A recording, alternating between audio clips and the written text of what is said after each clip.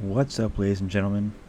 So I was watching the TV, the television, like it's 1955 or something.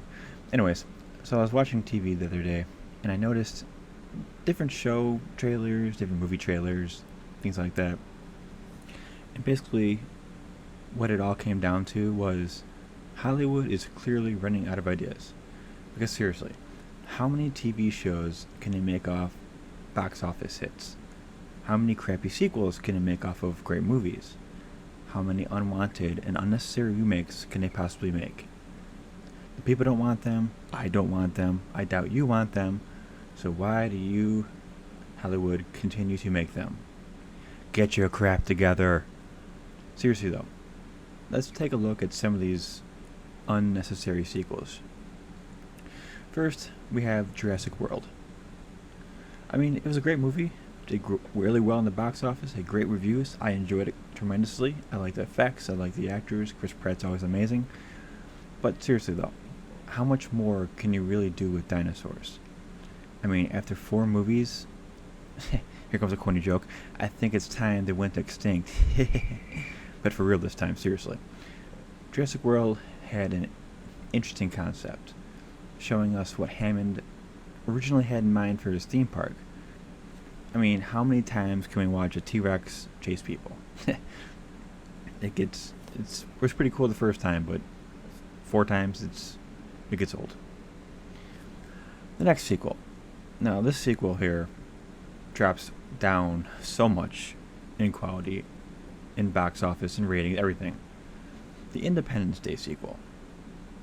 Do you honestly think you could top Will Smith and Jeff Goldblum's performances with Liam Hemsworth and Jesse Usher? Really? Basically, well, I mean, obviously those people are heard of, but they're basically unknowns compared to Will Smith and Jeff Goldblum, who are legendary now. But seriously, what were you thinking, Hollywood?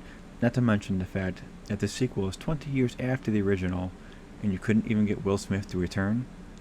If Will Smith turned you down, who up until Suicide Squad was basically taking anything that came down the pipe, your movie is bound to suck. The next 2 sequels that I'm going to talk about are actually part of the same series. And they are Jason Bourne and The Bourne Legacy. 2 completely unnecessary sequels once again. First of all, let's start with The Bourne Legacy. No one cares about this movie because mainly there's no Jason Bourne in it. No one cares about Jeremy Renner's pill popper version of Jason Bourne. And as for the horribly named Jason Bourne sequel to the Bourne Ultimatum, which was a great movie, actually the original trilogy was really, really good. But the Jason Bourne movie that came out this year is just completely unwanted and completely unneeded. Reasons why. First of all, well, this could be subjective, but hear me out. First off, it didn't possess the same heart-pounding, edge-of-the-seat feel that the original 3 gave us. Secondly, the Bourne Ultimatum gave us the perfect send-off for Bourne. You thought he was dead, then at the end of the movie, he kind of swam away, and then, it was a mystery what happened to him. And I was happy with that. I didn't need to know. It ended well. His story was complete.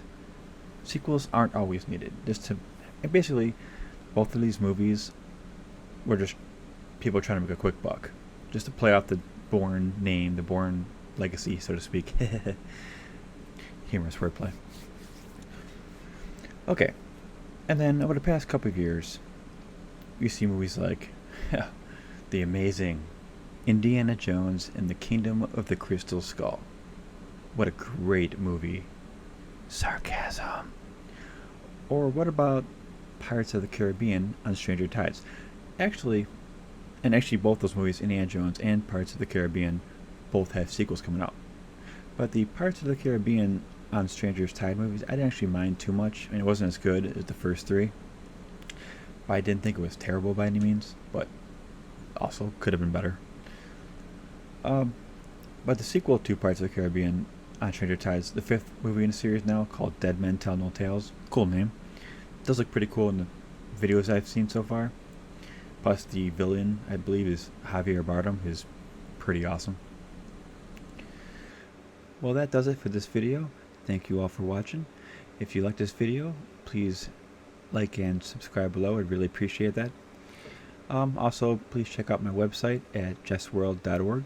And thanks again for watching, and have a great day.